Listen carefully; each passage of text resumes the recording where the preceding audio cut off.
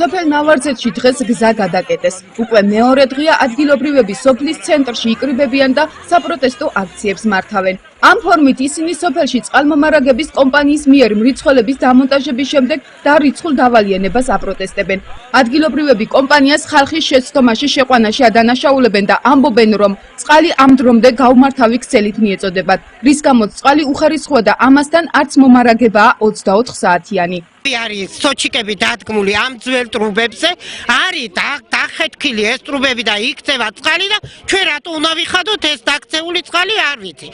მეორე არიან რომ მოიყვანა ის ვიღაცა იყო ეს კომპანიამ და შემოიყვანა რომელ მოსახლეს კითხეს შვილო ისე გადევიდნენ ჩემ ადგილში მაგალითად გაჭრეს 12-მა კაცმა ეს სამხელა ბოსტანზე ადგილზე ყანაზე ისი კითხვის ღირსით არ გახადეს არავინ ვის შეეკითხა ვერანაირ ნორმალური პასუხი ვერ მივიღეთ და ვიფიცებით სანამდე ამ ტრუბებს არ შეცვლიან შეიძლება სოჩიკში ფული მართლა გადაიხადოს ადამიანმა მაგრამ აი ამ ტყუილის გამო და ამ ხელა გადასახადის გამო ზოგს მოუვიდა ძალიან დიდი გადასახადი და ხალხს არ აქვს ნავარზეთი არის ძალიან ღარიბი სოფელი და ამის საშუალება ხალხს არ აქვს რომ ეს თანხა გადაიხადოს ხალხმა შეღავათი ხალხს თუ არ გაუკეთეს მანამდე იქნება აგაფიცვა შეიძლება სოჩიკებიც ავიღოთ და ამოვიტანოთ ტრასაზე და დავაწყოთ სოჩიკზე კი არ გვაქვს საქმე ჩვენი სოჩიკი იყოსო ახალ ტრუბებზე იყოსო ან სულადობაზე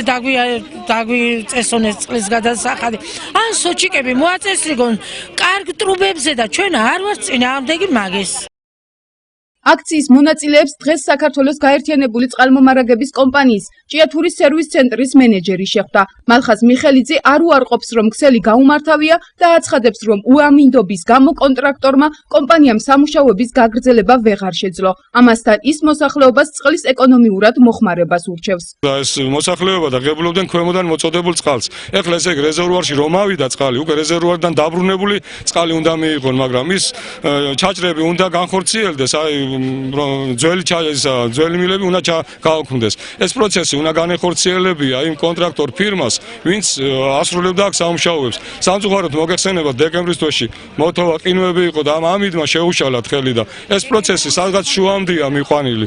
მრიცხველი კვანძი არის აბონენტის. აბონენტმა უნდა იზრუნოს თავის ქონებაზე, უნდა შეფუთოს თუნდაც, უნდა მოუაროს ზამთარში ყინვა არ გატეხოს, მექანიკურად არავინ დაუზიანოს.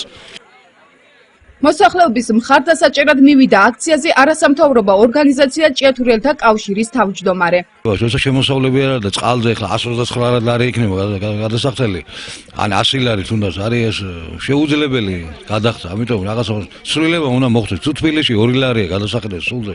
აქ უფრო მდიდარი ხალხი ვართ თუ რა ვართ, რომ საქართველოს ყველაზე მაღალი გადასახადი არის სოფელ ნავარზეთში და ჭიათურის რეგიონში.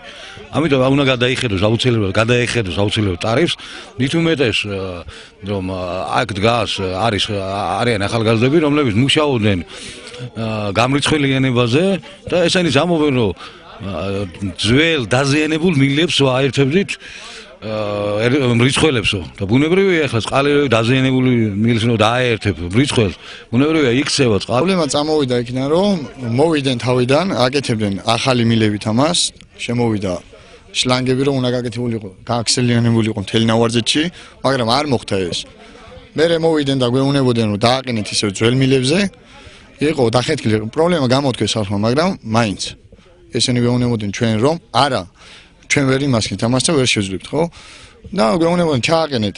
აი აქეთ გახეთქილი იყო მილი. ეს ჩვენ არ გვეკითხება, ოჯახში არ უნდა დაიქცეს წყალი დამსავარია, შიგნი.